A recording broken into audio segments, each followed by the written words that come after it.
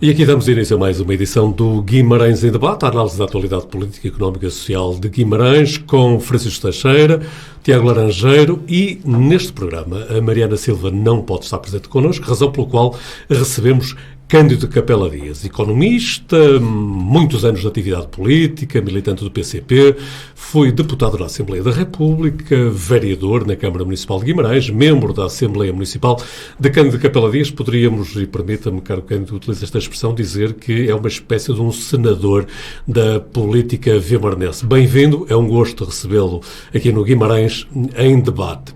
Estamos em tempo de entrada em funções do novo Executivo Municipal. Nesta semana tomou posse este novo Executivo e o Tiago Laranjeiro acha que na primeira parte do programa é importante que olhemos para a constituição da nova Câmara Municipal e talvez olhar também, mas o Tiago dirá daqui a algum tempo, para a delegação de competências que foi efetuada em cada um dos vereadores. Por estes dias também em discussão a proposta de Orçamento de Estado para 2022. O Governo vem mantendo conversações com os seus parceiros à esquerda no sentido de viabilizar a proposta e o Cândido Capela Dias entende que de facto isto é um assunto que também, para além das óbvias repercussões que tem em Guimarães, mas é um assunto que merece ser analisado pelo Guimarães em Debate. Destes dias também, ontem mais concretamente, isto porque estamos a gravar o programa num sábado, dia 23, ontem, sexta-feira, deu-se a apresentação pública da candidatura de Ricardo Costa à presidência da Conselhia de Guimarães do Partido Socialista. O ex-vereador manifestou essa intenção, embora as eleições sejam só em janeiro de 2022, mas o passo já está dado, o lugar já está marcado e quem sabe se daqui a alguns programas o Guimarães em Debate irá olhar para este facto político na política vimaranense. São estes os temas em proposta para o programa de hoje, que nos próximos dias poderá continuar a seguir-nos nas plataformas digitais do Guimarães, do Jornal de Guimarães. Meus senhores, caro Francisco Teixeira, Tiago Laranjeiro e Cândido Capela Dias, bem-vindos para mais uma edição do Guimarães em Debate. E, Tiago Laranjeiro, temos um novo Executivo, o Partido Socialista a alargar a sua influência na Câmara Municipal de Guimarães, passa de 6 para 7 vereadores. Que olhares é que queres lançar sobre este novo ciclo da política vimaranense? Bem, boa tarde a todos, boa tarde aos nossos ouvintes, boa tarde em particular ao Capela que hoje se junta a nós. De facto, foi esta quinta-feira a primeira reunião de Câmara deste mandato. E desde logo há uma diferença. Da última vez que o Partido Socialista teve 7 vereadores, optaram por ter um vereador sem pelouro e desta vez optaram por uma solução diferente. Todos os vereadores do Partido Socialista têm pelouro. Tens alguma explicação para essa mudança? Não sei. Isso caberá ao Partido Socialista explicar. Não tenho nenhuma. Mas já constataste essa evidência? É uma constatação, simplesmente. Aquilo que eu vejo daquilo que foi a delegação de competências, e é sobre essa matéria que eu me pretendia focar aqui, é que, de facto, há 3 notas fundamentais. Uma delas é que Domingos Bragança optou por partir competências que tradicionalmente estavam juntas. Estamos a falar da parte do pelouro do financeiro, do pelouro de obras públicas, do pelouro do urbanismo, que foi separado das vistorias e habitação, e a ação social, de onde sai também a habitação social. E o que é este novo modelo? É que o planeamento e o projeto está de um lado e a execução e fiscalização está de outro lado. Isto acontece quer no Departamento de Finanças, quer no pelouro de obras públicas. E vamos ver. Ou seja, é um equilíbrio de poderes que vês aí, uma espécie de um check and balance à maneira da Câmara de Guimarães? Não consigo perceber muito bem. Acho que pode haver aqui 2 ou 3 justificações para esta questão, sobre as quais falarei no final. A segunda nota é, de facto, sobre a aposta de Domingos Bragança em novos protagonistas. E esta é uma aposta de risco, porque face à inexperiência que têm em funções executivas, de facto, há uma expectativa quanto ao seu desempenho que vão fazer. Uma aposta de Domingos Bragança, em que atribui o pelouro de urbanismo e de centro histórico a Ana Cotter, o pelouro de fiscalização contra ordenações, Polícia Municipal e Desporto a Nelson Felgueiras, modernização administrativa, sistemas de inteligência de informação, recursos humanos, cultura e turismo a Paulo Lopes Silva, E fica aqui, de facto, uma surpresa, que é o facto de turismo não ter ficado com Ana Cotter, a experiência que ele levou à administração pública, o turismo ter saído da área de Sofia Ferreira, que tem 20 anos de experiência profissional na administração pública no setor do turismo, e pormos o turismo associado à cultura, o que nos deixa aqui uma pista interessante sobre o que poderá ser esta nova aposta no turismo aqui no Concelho de Guimarães. E a terceira nota é a criação de um novo pelouro, o pelouro da habitação, que não fica adstrito ao urbanismo, não fica adstrito à ação social, pelo contrário, autonomiza-se e vai para Adelina Pinto. Uma inovação que vamos ver como corre também. Mas poderá também traduzir a importância que este Executivo vai dar à questão da habitação, que foi uma das críticas que houve na campanha eleitoral. Sem dúvida, e o Partido Socialista certamente que argumentará também com alterações legislativas, alterações nos que existem, e é de facto um problema que nós inclusive temos vindo a debater aqui frequentemente neste programa. Portanto, faz sentido esta criação deste pelouro. Já a escolha que é feita quanto à sua atribuição, pronto, é uma opção do Presidente de Câmara, não deixa de ser digna de nota, por ser uma solução menos usual a sua separação destes outros pelouros com o qual está mais interligado. Vamos alargar o debate. Canto Capela Dias, da experiência, da longa experiência que tem nestas questões autárquicas, até ter passado pela variação também, como é que olha para este novo Executivo e esta distribuição de competências que há pouco o Tiago Laranjeiro elencava? Muito bem, então, cumprimentar publicamente todos e dizer que é com gosto que aqui estou, a substituição da Mariana, que por motivos orçamentais ficou presa também nas negociações, não é? Não, porque estas coisas estão a decorrer. Há sempre, já agora a gente vai falando, há uma ideia de que só há negociações aquelas que são visíveis. E são muito mais as que são invisíveis. As que se vão fazendo, na própria Assembleia e fora da Assembleia, os contactos, os telefonemas, e portanto que se vai acertando todas estas coisas. Isto é preciso disponibilidade. Portanto, a esta hora imaginamos nós a nossa colega Mariana Silva assoberbada de trabalho. É verdade, e já agora, porque portanto tão mal se fala da Assembleia da República e dos deputados, são os calaceiros, nunca trabalham, não é? Eu achava curioso, porque o período que eu passei na Assembleia da República coincidiu exatamente com um orçamento de Estado.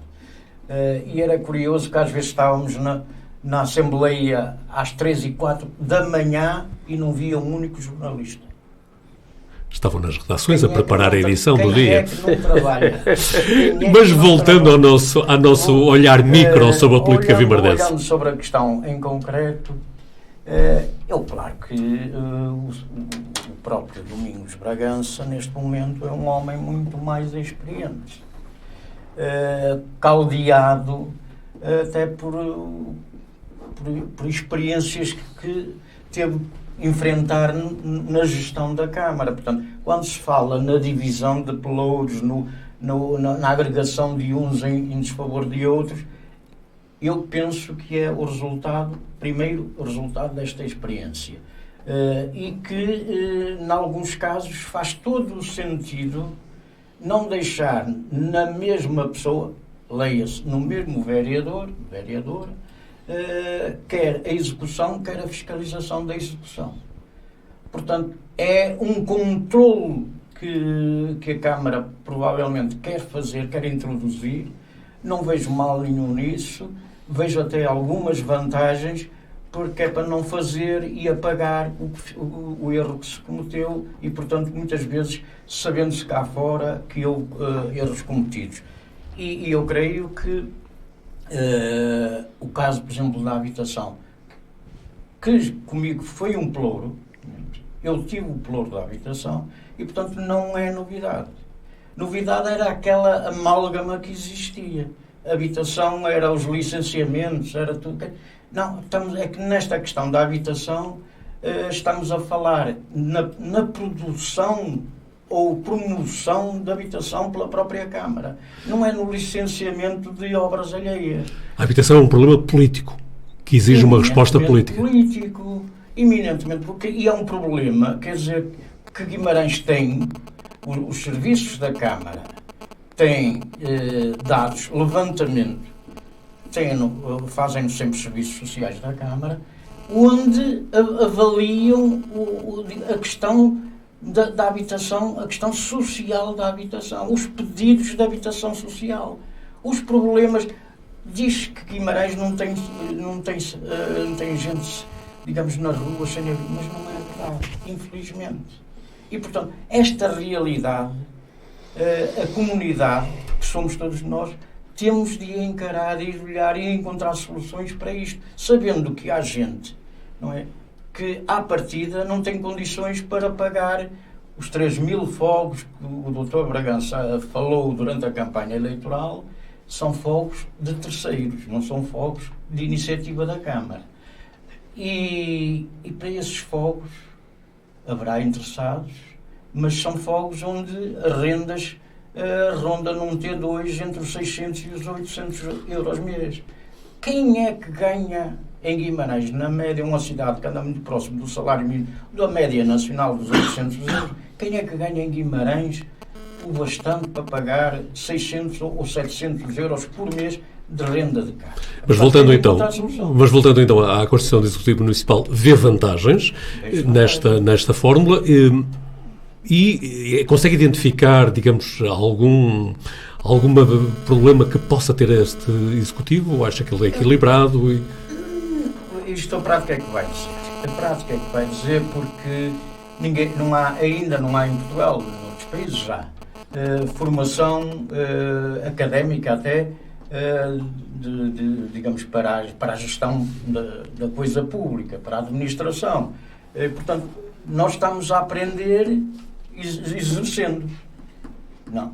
Quem está, quer aqui o Francisco, quer eu, que já passou, o Tiago não passou pela Câmara, julgo eu, mas, portanto, sabe que nós entramos para lá a falar de política, mas depois lá vamos aprender a praticar a política.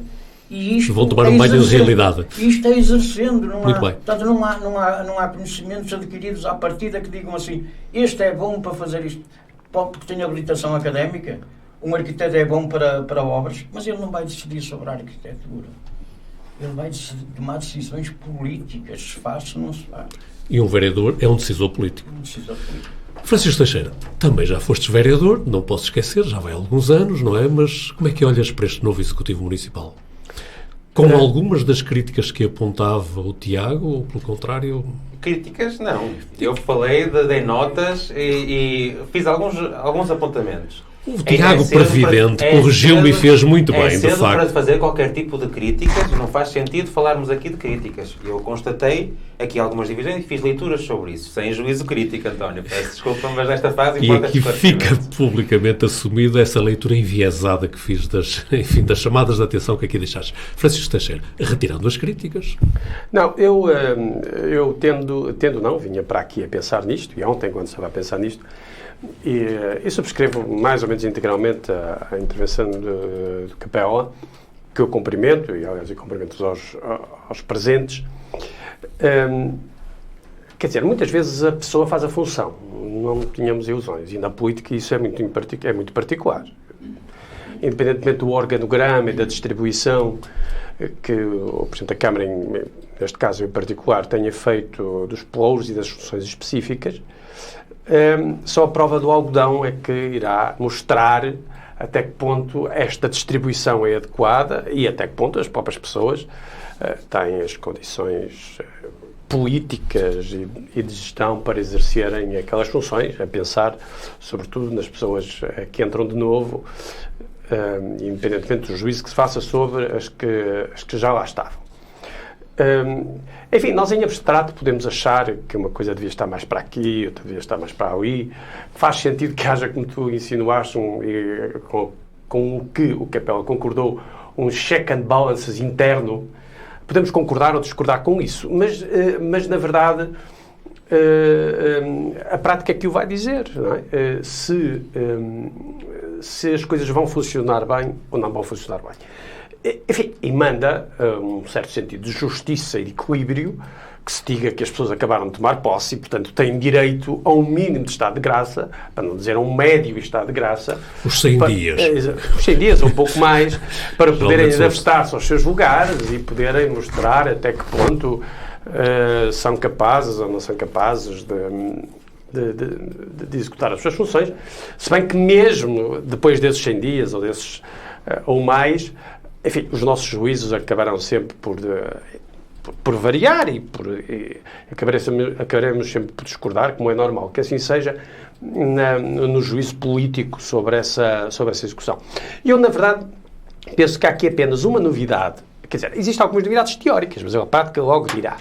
Mas há aqui apenas uma novidade, que eu acho que, aliás, faz sentido, mas que há uma novidade que não está ainda completamente esclarecida, que é justamente a criação, enfim, não sei se é um pluro, porque a questão é exatamente essa, do item da habitação, distribuído especificamente a um vereador, no caso a uma vereadora. Vamos ver como é que se preenche, não é? Qual é o conteúdo funcional, orgânico e sobretudo, político, em sentido mais amplo, da habitação. Eu penso que a habitação em Guimarães, já falámos amplamente sobre isso aqui, é um dos principais desafios do Partido Socialista em Guimarães. E quando digo habitação, nem sequer digo habitação social. Portanto, não é disso que estou a falar, embora a habitação social também. A habitação social em Guimarães tem vários problemas. Foi muito degradada, deixou-se degradar muito profundamente ao longo das últimas décadas, nem sequer é dos últimos anos. Deixou-se degradar por responsabilidades, sobretudo, da Administração Pública Central, do Estado Central. A Câmara também poderia e deveria ter um papel nesse sentido, mas os prédios, em particular, os prédios do Iru, ainda que a Câmara também tenha habitação social municipal mais antiga, estão muito degradados e tem que, a muito curto prazo, arranjar-se uma solução, e parece que há soluções bem encaminhadas para esse sentido. Para que isso possa ocorrer. Lembro de Francisco, que o Conde de Capela ainda há pouco lembrava que as tais 3.000 habitações escapam um bocado ao controle da Câmara, não é? Não tem nada a ver com isto. As 3.000 habitações não têm nada a ver com a habitação social. As 3.000 habitações são justamente habitação privada. Mas foi uma das grandes propostas que o Partido Socialista está a apresentar. Eu acho que não há assim, um grande interesse em estar, pelo menos para mim, estar a debater retroativamente as coisas. O Partido Socialista disse, e o Domingos Bragança disse, é que há 3.000 fogos licenciados. Há 3.000 fogos licenciados no mercado. E, portanto, os fogos do mercado são para ser vendidos, alugados a preço de mercado. E, portanto, de facto, o candidato aqui tenta dar razão. Os salários em Guimarães e no Norte são abaixo da média nacional e, portanto, os fogos a preço de mercado não resolvem o problema, sobretudo dos jovens à procura de primeira habitação e das pessoas com salários mais baixos.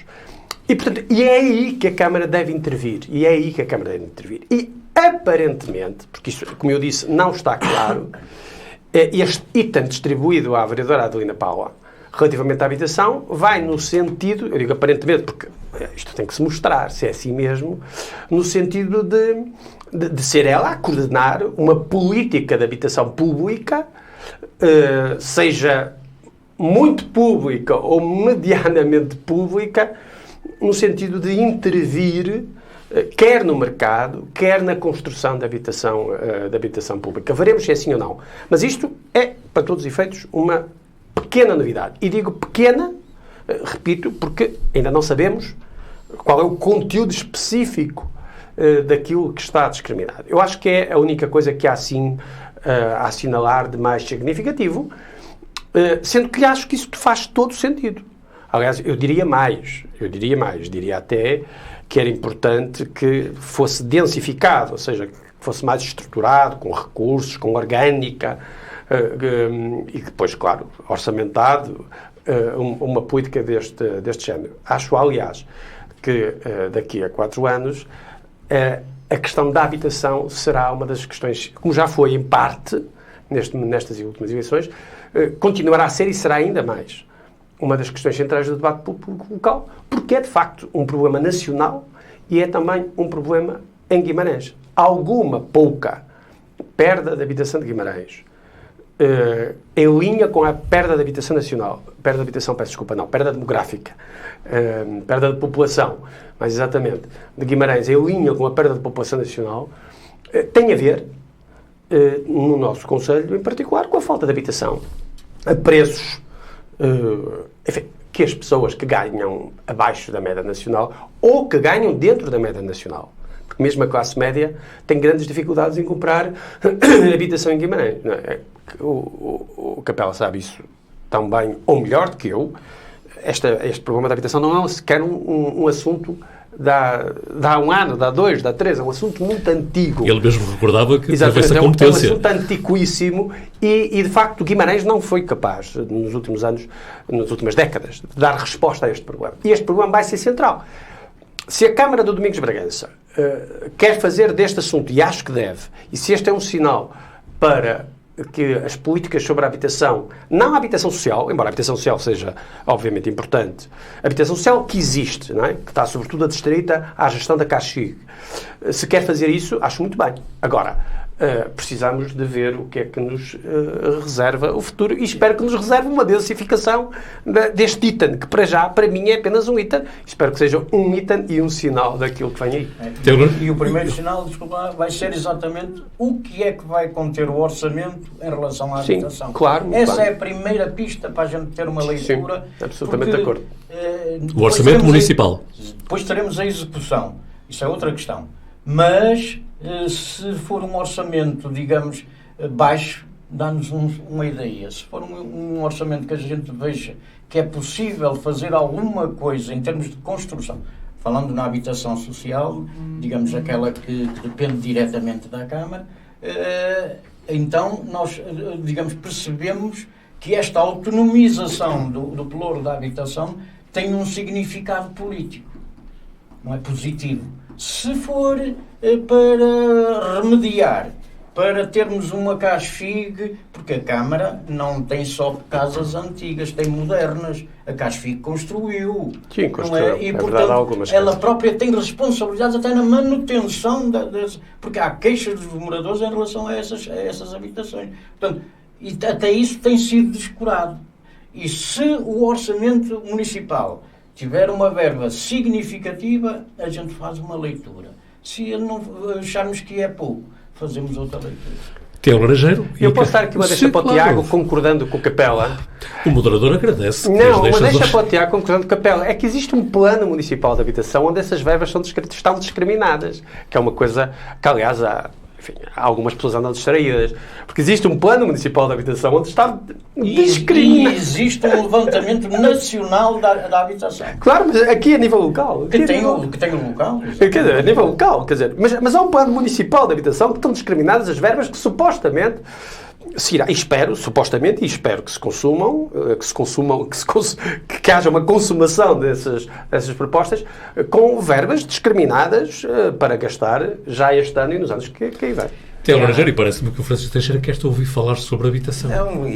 Nós já discutimos aqui este assunto várias vezes, inclusive discutimos aqui, nem há meio ano, a questão do novo programa também que o Governo lançou para a habitação social, que a Guimarães, que ainda estou com primeiro direito, salvo erro, 13 milhões de euros que estavam ali para aquele projeto, que agora, suponho que ainda não esteja em execução, que irá ser agora executado. Portanto, há aqui muita coisa que de facto reflete, e eu penso que estamos todos de acordo, uma aposta política do Domingos Bragança nesta área, uma aposta política naquela que é a vereadora, que é a vice-presidente, que fica nas suas mãos resolver, ou começar a resolver, ou não resolver aqui o problema da habitação, esta questão da habitação em Guimarães, o que enviará também um sinal quanto ao futuro, para as próximas eleições autárquicas. Portanto, há aqui muitas leituras, muitos sinais políticos que importa neste momento desde já salientar, e estas apostas. E uma outra questão que há bocado esqueci-me de referir, a questão do ambiente, é que a Adelina Pinto não fica só com a questão da habitação. Fica também com a responsabilidade do ambiente, não da gestão dos espaços verdes nem dos serviços urbanos, mas da preparação de uma próxima candidatura à Capital Verde Europeia, que está sobre a sua direta coordenação também. Portanto, há aqui uma aposta. Mas uma das questões que se levantam muito na última campanha eleitoral tinha a ver com a habitação, mas também com as questões da mobilidade. Ora, e estas questões aqui no que tem respeito agora a este novo organigrama da Câmara de Guimarães não aparece assim evidenciada com a mesma clareza que tem? Aparece, está com clareza na distribuição de pelouros, está com Sofia Ferreira, mantém-se com Sofia Ferreira exatamente como estava. Ou seja? Ou seja, vamos ver, é um problema muito grande no nosso Conselho, mas o facto de continuar, e como todo este mandato durante a campanha foi anunciado por Domingos Bragança como um mandato de continuidade, vamos ver se consegue resolver também esse problema, que era uma das suas promessas e uma das suas motivações para a sua recandidatura, que era concluir uma série de projetos, entre os quais a questão da mobilidade. Ora, e esta questão da mobilidade, Francisco Teixeira, como é que a lês neste novo Executivo Municipal? Eu acho... Como continuidade, como diz o Tiago Laranjeiro? Sim, vamos a ver. Eu acho que as questões da mobilidade são questões mais estruturais que não passam. As questões da mobilidade passam pelo Domingos Bragança. Podem estar... As questões de mobilidade têm a ver com as questões de urbanismo, são questões transversais, que não são questões... Enquanto que, por exemplo, a habitação, pode haver um núcleo organizacional e um núcleo de gestão política mais direto. As questões da mobilidade são questões absolutamente transversais, que passam pelo planeamento urbanístico, que passam pela grande orçamentação, que passam pelas questões ambientais. E, portanto, as questões se quisermos, da mobilidade, serão talvez as questões em que o próprio Domingos Bragança mais diretamente... Será este o mandato da Via do Ave Parque? Eu espero que seja. Eu acho que, independentemente de se concordar ou não se concordar com a Via do Ave Parque, isto é quase como o aeroporto. A Via do Ave Parque tem que acontecer, este mandato. Espero que aconteça. O Domingos Bragança disse que vai acontecer. E eu acho que é uma necessidade absoluta que a Via do Ave Parque se faça. E já não discuto se aquele traçado é o melhor ou se é o pior. Não é? Mas, lançado o projeto, feita a discussão, agora há que fazer. Capela Dias, e sobre estas questões da mobilidade, que é tão cara à CDU, que está sempre a falar nas questões da mobilidade? E com razão, elas também não se resolvem, portanto a gente tem que falar delas, não é? E há aqui questões centrais na questão da mobilidade. Querer que os privados, ou que os gestores dos transportes, os exploradores dos transportes urbanos, façam aquilo que está contra a sua lógica, que é ganhar dinheiro. Eu percebo que são privados. É um erro colossal da Câmara há muitos anos.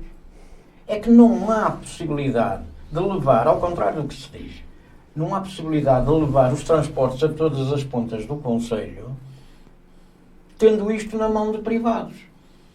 Porque eles só vão na perspectiva de ganhar. Se levar um autocarro a Briteiros com um passageiro, nunca é rentável. Do ponto de vista da empresa. Para isso é que existem as compensações e os contratos de programa. Do ponto de vista da empresa. A não ser, como está a dizer o Laranjeiro, que a Câmara esteja disponível para pagar digamos, o vazio. Para pagar os bancos vazios, a falta de passageiros. Portanto, isto é uma lógica completamente distinta, que a Câmara... não é um problema da Câmara de Guimarães, temos visto isso noutros lados, felizmente, em algumas áreas. Isso já tem através da Carris e de transporte. E Braga, eu gosto muito de dar exemplos de Braga, mas o que é certo é que os transportes urbanos de Braga vão a todas as pontas do concelho, incluindo à parte onde eu moro, que era Guimarães, e passou para Braga. Portanto, mas tem transportes urbanos de Braga. De Guimarães não tem nenhum. Está a referir-se à zona de Briteiros? À zona de Briteiros. Portanto, toda aquela parte, conheço melhor, toda aquela parte está descoberta deste ponto de vista. E são cidadãos como que moram na Rua da Rainha. Pagam os mesmos impostos que pagam os que moram na Rua da Rainha. Portanto, não há razão nenhuma para ter um tratamento discriminatório. E a Câmara tem de encontrar, neste aspecto da mobilidade, dos transportes, tem de encontrar soluções que resolvam este problema. Até no interesse da própria Câmara. E já não falo na coesão social, na coesão territorial, depois naqueles sentimentos que reinam aqui e acolá de autonomias e de coisas parecidas. Estou a falar até na Câmara valorizar e rentabilizar os próprios equipamentos que tem na cidade. Porque as pessoas para vir ao Vila Flor, de longe da cidade, chegam às 8 horas, na zona das Taipas, que não é preciso Não é assim um ponto qualquer do concelho. É uma das principais vilas do concelho. A partir das 8 horas da noite não há transportes públicos. Como é que vêm a Guimarães assistir a um espetáculo? Como é que vêm a Guimarães passear, usufruir dos equipamentos que com o seu dinheiro estão instalados em Guimarães? Fica lançada aqui as questões. Mas eu queria dizer uma coisa sobre isto muito rapidamente. Sim, claro. Primeiro que era o seguinte. Foi feito agora um novo contrato de concessão de transportes públicos, que aliás faz alguns acrescentos, há algum avanço em termos de cobertura municipal e em termos de, se quisermos, de descarbonização e, portanto, de proteção e progressão ambiental. Mas eu devo dizer aqui que sou completamente socialista. Acho que nós devíamos ter transportes públicos em Guimarães gratuitos. Eu acho que depois desta nova concessão de transportes públicos, depois da avaliação, eu não me recordo, não sei se o Cândido sabe, se o Capela sabe, ou se até o Tiago sabe, se esta concessão será por 10 anos, será por 5, será por 10 anos, será por 15, mas depois desta concessão, eu acho que Guimarães, e não só Guimarães, tem que progredir para a gratuitidade dos transportes públicos. É um movimento na Europa. É um movimento na Europa e em outros sítios no mundo. Quer dizer, a gratuitidade dos transportes públicos é, na minha opinião, uma espécie de inevitabilidade, porque é o único modo de resolver, por um lado, a questão da desigualdade, da coesão, mas da questão ambiental. E portanto, acho que sim. E acho que seria muito bom que Guimarães começasse a pensar e a agir no sentido que isso pudesse correr a médio prazo, uma vez que temos um contrato em vigor que terá que ser avaliado e terá que ser cumprido conforme manda a lei. Mas aí subscrevo integralmente a posição do PCP, independentemente de ser do PCP, do Capela, que nós precisamos de transportes públicos, e não só para Guimarães, deve dizer-se, para o resto do país. Tiago Rangel, não sei se queres fazer algum comentário sobre isso, mas há uma coisa que eu gostava de ouvir ainda, que é sobre a presença dos vereadores eleitos na coligação Juntos por Guimarães. São 4 agora apenas, há uma cara nova também, Vânia Dias da Silva, são vereadores sem pelouro. Qual vai ser a estratégia que o Juntos por Guimarães vai ter nesta legislatura? Fiscalizar, pugnar pela boa condução dos destinos da Câmara Municipal e, sempre que possível, pugnar também com o contributo do programa com o qual foram eleitos para aqueles cargos, procurarem também contribuir para as melhores soluções possíveis para Guimarães. Muito bem. Sim, faz favor. Em relação ao que o Tiago diz, eu gostaria que especificasse o que é que ele entende por vereadores a fiscalizar. É que pela lei não há vereadores fiscais e vereadores executivos. São todos iguais, têm todas as mesmas... Só que uns têm delegação de competências, outros não. Isso é diferente. Agora, quando eles estão no órgão colegial, que é a Câmara, a variação, estão todos em pé de igualdade. Uns com responsabilidades assumidas, outros sem responsabilidade, mas não são fiscais. O órgão fiscalizador é a Assembleia Municipal. É um facto, e também é um facto que a Assembleia Municipal no seu todo não faz isso, porque existe uma maioria que se abstém de fazer qualquer tipo de fiscalização. Mas, portanto, cabe, de facto, contribuírem com aquilo que é o seu melhor, para que sejam encontradas as melhores soluções. E com isso, entramos também naquela questão dos checks and balances, que é que o António eludia, e aqui o Francisco e o Cândido, e o Capela, peço desculpa, concordaram que era, de facto, aqui existe essa divisão dos pelouros, também contribui para esses checks and balances. A fiscalização não é mais do que um complemento dessas funções. Não, eu não concordo. Eu acho que esta ideia dos checks and balances interno, não... Enfim, só faltava se um vereador do mesmo partido tivesse de estar a fiscalizar outro vereador de outro partido. Do mesmo partido, peço desculpa, exatamente isso que eu queria dizer. Acho que isso não faria muito sentido. Eu aludia isso como uma ideia que poderia estar subjacente, mas não me parece que a questão seja essa. Acho que é mesmo uma questão de distribuição estratégica e da avaliação do próprio Domingos Bragança, das competências e dos equilíbrios internos. Sim, mas concordas que na prática o órgão da Câmara Municipal, com vereadores com pelouro e com vereadores sem pelouro, com vereadores de um partido ou de vários partidos que formam a maioria, que exercem o poder com pelouros e a existência de outros vereadores, funciona efetivamente com um sistema de checks and balances. Sim, isso com certeza. Aliás, eu concordo com o Cândido, com o Capela na prática, na teoria, peço desculpa, mas na prática não é nada disso. Na prática, de facto, houve uma parlamentarização dos municípios, das câmaras, dos órgãos de Câmara Municipal, e na prática as câmaras municipais são uma espécie de mini-parlamentos em que uns executam e os outros fiscalizam. Foi isso que aconteceu na prática, quer dizer, sim, foi isso que aconteceu na prática. Mais à lei, e mais do que a lei, a tal questão política. Não podemos aceitar que se menorizem vereadores. Não, isso com certeza que não. Os vereadores, mas a gente isso com certeza que não. A leituras ainda agora, no pós-autárquicas, a leituras quase que de vereadores de primeira e de vereadores de segunda. Não, sim, são não é todos aceitável. iguais. Isso é verdade. São todos iguais na legitimidade. Uns não entram pela porta do cavalo e outros pela porta principal. É uma ideia errada que, por aquilo que o Francisco até diz, tende a ter o seu curso, mas é contra essa ideia errada que eu, chamei a atenção. Foi para nós próprios, que temos alguma responsabilidade, e agora o que estamos aqui a fazer, não aceitarmos, pelo menos de ânimo leve, que tratem vereadores, e eu já estive nessa situação, vereadores da oposição e vereadores do poder. Não, o órgão que tem o poder é o órgão que todos fazem parte. Não é o Presidente da Câmara que só tem poderes no sentido que o Francisco agora trouxe, que é, digamos, um crescendo de poderes próprios do Presidente, mas a grande maioria dos poderes da Câmara são da Câmara. Muito bem. Ainda temos alguns minutos e queríamos olhar para o Orçamento de Estado para 2022, não esquecendo que estamos no Guimarães em Debate, um programa mais vocacionado para olhar para as questões do Conselho. E Capela Dias, cá estamos nós mais uma vez naquele debate que há todos os anos, à volta do orçamento, este processo anuncial mais ou menos longo, mais ou menos conturbado. O que está aqui em causa é também, de alguma forma, a continuidade do governo, mas para além deste olhar macro, gostava também que olhasse e dissesse a quem nos segue que importância que este Orçamento de Estado de 2022 tem para cada uma e cada um dos vimaranenses.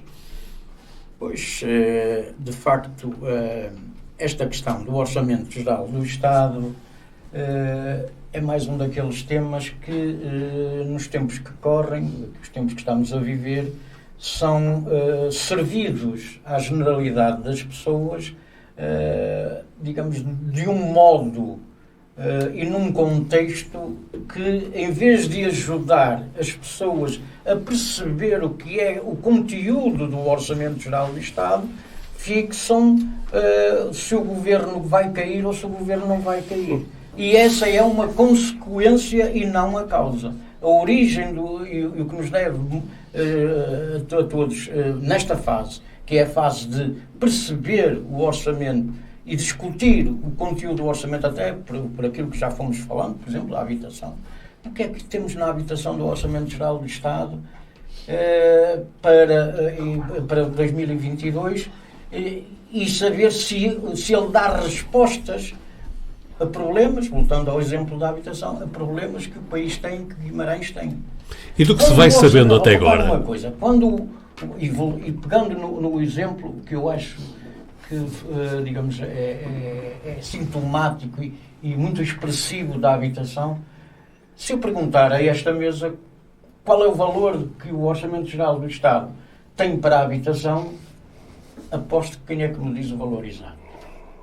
Porquê? Não estou a dizer que aqui não se procura saber. É exatamente porque todos nós somos vítimas desta forma de tratar o Orçamento Geral do Estado, que é pela forma marginal, pela forma secundária, por aquilo menos importante, é pela consequência da não aprovação do Orçamento Geral do Estado. Se eu disser que, por exemplo, para a habitação, isto também leva-nos depois à dureza, à dificuldade e a perceber posicionamentos, por exemplo, do PCP em relação à questão do orçamento. Se eu lhes disser que o Orçamento Geral do Estado tem previstos para 2022, para a habitação, 100 mil euros, se calhar rimos-nos todos. Se calhar rimos-nos todos do que é que Nós que estávamos aqui a propósito do Orçamento Municipal, dizer que é importante como sinal que ele possa dar o valor que vai atribuir à habitação para o país todo, temos 100 mil euros. Eu gostava que me dissesse como é que o Estado vai resolver os problemas que já aqui identificamos ao nível do Conselho, não é que há famílias, segundo o levantamento digamos, oficial do Governo, existe uma carência e uma procura de habitação social, de preços acessíveis, o que se queira chamar, em Guimarães, da ordem dos 600 a 1000 fogos nesta situação. Como é que se vai resolver? Quer dizer, só para Guimarães não chegam aos 100 mil euros. E Guimarães será contemplada neste Orçamento de Estado com 31 milhões de euros, mais ou menos? Sim, digamos, o orçamento está por fechar, mas essa é, digamos, daquelas áreas que já está mais ou menos definida, porque resulta de uma aplicação matemática, um cálculo matemático que, digamos, normalmente não se contesta. Tem a ver com determinadas variáveis e parâmetros, como a habitação, como digamos, a área, isso é um parâmetro, é imutável.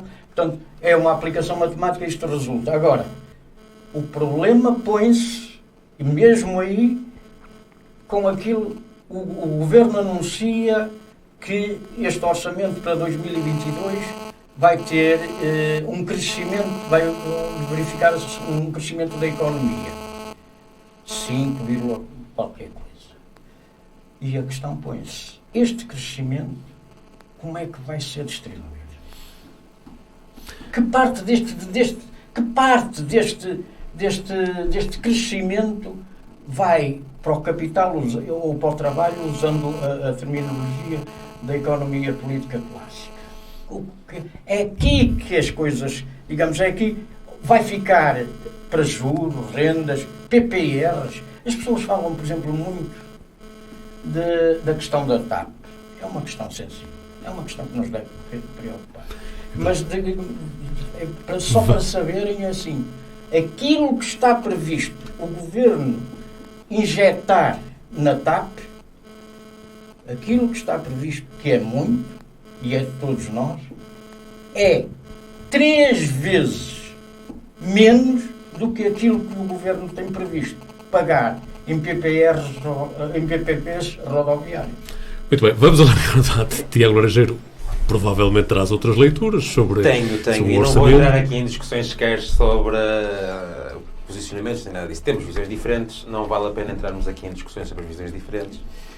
Efetivamente, na minha visão, este é um orçamento de Estado que não cria riqueza. Não cria riqueza e não abre, mesmo sob uma perspectiva centralizadora e dirigista que podem ter aqui à minha esquerda, da economia que podem ter aqui à minha esquerda do painel, mesmo sob esse ponto de vista, não vejo em que é que este Orçamento de Estado abre vias para o desenvolvimento e apostas estratégicas para a economia e para o futuro do país. É um Orçamento de Estado totalmente dependente do PRR, sem o qual praticamente não há investimento público. É um Orçamento de Estado que estabelece recordes de carga fiscal e o que é reduzido em impostos diretos é aumentado em receita de impostos indiretos. É um Orçamento de Estado que não apoia a economia nem os setores da economia mais afetados pela pandemia. E recordemos que Portugal foi dos países que menos apoiou a economia e as empresas durante a pandemia. É um Orçamento de Estado que prevê um recorde de receita com o imposto sobre produtos petrolíferos numa altura tão sensível como esta. É um Orçamento de Estado que prejudica as famílias pelo englobamento do IRS nos escalões mais altos e que, portanto, é um Orçamento de Estado que está, na sua versão atual, sequestrado pela extrema-esquerda, nas leis laborais, na pensão, nas pensões da energia, mas é um Orçamento de Estado que, ao mesmo tempo, não agrada à extrema-esquerda. E parece que só agrada ao Partido Socialista, porque não agrada aos partidos à direita, não agrada, mesmo com todas as cedências, aos partidos à esquerda, como temos visto e como o Capela ainda agora aqui falou, não agrada às empresas nem aos patrões, e assistimos a um facto muito grave esta semana com o abandono da concertação social dos representantes da suspensão, sim, abandonaram a mesa de negociações da concertação social os representantes das associações empresariais. Não agrada aos setores económicos mais afetados pela pandemia, e é importante frisar que houve muitas empresas destes setores que tiveram muito poucos apoios, se é que tiveram alguns, e os apoios que existem neste momento continuam a ser de financiamento, quando aquilo que as empresas precisam é de um alívio para poderem respirar e recompor-se, e, portanto, não agrada aos sindicatos também, e, portanto, parece agradar apenas ao Partido Socialista. Só mais uma nota mesmo para queria ouvir a quem agrada este orçamento. Compreendo, mas duas notas mesmo finais. Que é, como eu disse, é um orçamento de Estado muito dependente do PRR, mas importa aqui nós recordarmos de uma outra coisa. Nós já estamos num período de discussão do próximo quadro comunitário 2021-2030 dos fundos comunitários. E ainda não se ouve, não está implementada a estratégia, o site nem sequer está a funcionar, que eu tentei aceder ontem e não consegui, do Portugal 2030. E este é um sinal, de facto, muito grande de que estamos perante uma ausência de estratégia, independentemente de qual o prisma no qual nos posicionamos. Independentemente de se acreditamos que são mais as empresas e o setor privado que criam riqueza, como é o meu caso, ou se aceitamos um prisma mais dirigista e centralista da economia, como é o caso dos painelistas aqui à minha esquerda, mas sobre qualquer prisma não há estas vias, estas opções traçadas. Francisco Teixeira, então agrada-te este Orçamento de Estado, o que se vai sabendo dele? Eu não sei quantas horas é que nós temos para discutir o assunto, de qualquer maneira... Tens 2 minutos, Francisco. Isto está a ver 2 minutos e estou a ser magnânimo. Para todos? Não, para o Francisco só e acabou. Não, vamos já ver. Primeiro, à esquerda do Tiago, pelo menos... alguns de nós, eu não tenho uma visão dirigista nem centralista da economia, primeiro, mas o Estado tem que ter uma presença na economia, primeira questão, e não há, à esquerda do Tiago, nem no Parlamento português, sequer nenhum partido de extrema-esquerda. No Parlamento, aquilo a que se chama partido de extrema-esquerda, pelo menos academicamente, são os partidos que estão fora do consenso constitucional. Ora, que se sobrepõe a todos os partidos portugueses que estão no Parlamento. Ora, não é preciosismo, isto é muito importante, quer dizer, não há extrema-esquerda, não há ninguém que não esteja comprometido com a Constituição e com as leis constitucionais no Parlamento. E, portanto, isto é muito importante, porque existe uma certa retórica. Hoje o Pacheco Pereira escreve no Público um artigo muito interessante sobre a miséria da linguagem, que, aliás, é uma coisa antiga, não é? O uso e abuso da palavra liberdade, mesmo em contextos antiliberais. E esta história, não há extrema-esquerda no Parlamento. Há extrema-direita, mas não há extrema-esquerda. Há o Chega, que é de extrema-direita. O Chega, que é de extrema-direita, que nem sequer é da direita radical. Quero o Dr. Francisco Teixeira, insigne professor de Ciência Política. Não, é importante, porque não há extrema-esquerda. Não vale a pena estarmos com essa conversa. O PCP é um partido que sempre subscreveu, e um defensor estrépito até, do consenso constitucional que nos une. Enfim, e o PS certamente não é de esquerda, de extrema-esquerda. Primeiro, há uma redução do IRS. O PSD diz, é uma redução pequenina, pouquinho e tal. Mas há uma redução do IRS. Nas receitas de impostos indiretos. Compensado ou não, há uma diminuição, ou prevê-se que venha a haver uma diminuição do IRS. Vai haver um aumento extraordinário das reformas. Aquilo que o Tiago chama... Desculpa lá, Tiago, não levas a mal, a questão não é pessoal, mas há aqui alguma desonestidade intelectual ao dizer-se que há um recorde de receita sobre os impostos dos produtos petrolíferos. Então, se a gasolina sobe valores estratosféricos a partir de lógicas que o Governo, evidentemente, não pode controlar, é normal que os impostos... Ora, aqui está o aumento da receita de impostos indiretos, que mais do que compensa a eliminação do IRS. Como é que as famílias ficam no final do dia? Tiago, não é a opção do Governo subir a gasolina. Não é o Governo que produz crude. E o que o Governo está a fazer, e parece que vai incrementar, é fazer até uma medida que até é complexa, do ponto de vista até legal, que é a ação sobre as margens de lucro da cadeia de produção ou distribuição do crudo em Portugal, reduzindo as margens de lucro, exatamente, reduzindo as margens de lucro, sim, eu termino, reduzindo as margens de lucro e, portanto, impedindo que suba ainda mais as receitas sobre os produtos petrolíferos. E, portanto, dizer que o Governo não é responsável pelas receitas dos produtos petrolíferos quando está a tentar reduzir para compensar esse aumento. E, portanto, o Capela, por outro lado, eu aqui sou centrista, por outro lado diz, não, o que importa é o conteúdo estrito do orçamento. Bom, não é bem o conteúdo estrito do orçamento só que importa. Não quer dizer que não importe. Claro que importa, mas não é só o conteúdo estrito que importa. O que importa é os equilíbrios globais políticos que estabelecem no país. E, de facto, neste momento em que várias crises assolam Portugal e assolam a Europa, abrir uma crise política seria um suplemento de problemas que, neste momento, o país bem dispensaria e que eu não sei, para dizer a verdade, à esquerda, a quem é que aproveita, não faço a mínima ideia, mas que os partidos assumem as suas responsabilidades. Capela Dias, 30 segundos só para querer responder ao Francisco, se é que é. É só para o Francisco. É que o tempo, eu não sou dono dele, meu caro Capela. Está bem, mas a questão é assim, é evidente que a discussão do orçamento é a discussão de uma parte dos problemas do país.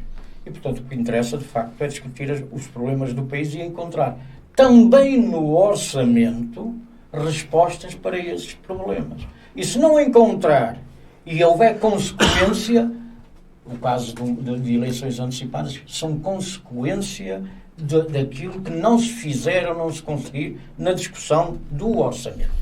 Só uma questão rápida em relação a duas coisas que disse o Laranjeiro. O OGE, o Orçamento Geral do Estado, esta gente habitua-se a estas coisas, o Orçamento Geral do Estado depende muito do PRR, dos fundos comunitários. Mas também é verdade que a execução do PRR depende do Orçamento Geral do Estado, porque a parte portuguesa está no Orçamento Geral do Estado. Portanto, não é realista dizer que uma coisa... Eles estão umbilicalmente associados e um depende do outro. Pela razão pela qual se tem que chegar a uma solução para aprovar o Orçamento Geral do Estado. Finalmente, a questão do crescimento. Meu caro Tiago, o Estado prevê crescer, que o PIB cresça. E das duas, uma. Ou nós, digamos, confiamos, podemos discuti-las, mas confiamos nos pressupostos que dão origem ao orçamento, ou desconfiamos, e então está tudo em causa. Muito bem. Seria muito interessante ouvir aqui dois economistas de duas gerações diferentes. 10 segundos. É muito simples. Compreendo e, de facto, tem razão e prevê isso. Não vou falar dos pressupostos. A única coisa que eu vou recordar é que vimos de uma pandemia no qual houve uma contração muito significativa da economia. Aquilo que estamos a assistir é um retomar da normalidade. E agora, minuto final, que terá de ser mesmo um minuto. Meu caro Francisco Teixeira, não sei se tens alguma sugestão a dar aos teus colegas de debate. Eu vejo em um livro, curiosamente, antes de começarmos a gravação, eu e o Capela Dias estávamos a falar sobre estas questões de ser português, ser europeu ou ser alemão, não é? E tu parece que trazem um título... Não, tem um livro que está muito anotado, mas porque já foi lido há alguns anos, quando ele saiu na altura, a propósito da saída da senhora Merkel de cena na Europa, não é? Na União Europeia... Está a ser difícil de sair, não é? Porque as negociações para formar o governo da Alemanha... Não, a Alemanha é que é mais esperta, não é? Do que nós, desse ponto de vista, porque percebe que as negociações não podem fazer-se em 2 semanas e que as negociações demoram tempo e que têm que ser amadurecidas. A Alemanha aí está muito à frente. Bom, então, eu trago um livro justamente, que já tem alguns anos, de um dos principais sociólogos contemporâneos, penso que já faleceu aqui há uns anos, que é o Ulrich Beck, que se chama Europa Alemã, de Maquiavel a Maquiavel, Estratégias de Poder na Crise do Euro, em que faz uma antecipação de balanço do trabalho da senhora Merkel e da centralidade da senhora Merkel na Europa. Um balanço muito crítico. Enfim, quando as pessoas vão embora, a tendência é para se dizer bem, e do ponto de vista pessoal, certamente será uma excelente pessoa, a questão não é essa, evidentemente, mas do ponto de vista político, a verdade é que a Alemanha e o mandato da senhora Merkel serviu sobretudo para consolidar uma estratégia austeritária na Europa, que criou desigualdade. E este, para mim, é o balanço fundamental, que aliás se retira do livro, já agora também. Tiago Laranjeiro, e o que é que tens a dizer aos teus Eu esqueci de trazer o livro, mas a sugestão que eu fazia... É um livro também. Uma biografia, já lançada aqui em 2014, salvo erro, de um homem que criou riqueza, que tem uma vida interessantíssima, e é um relato da vida dele, um português, mas cidadão do mundo, com a maior parte da sua vida feita lá fora.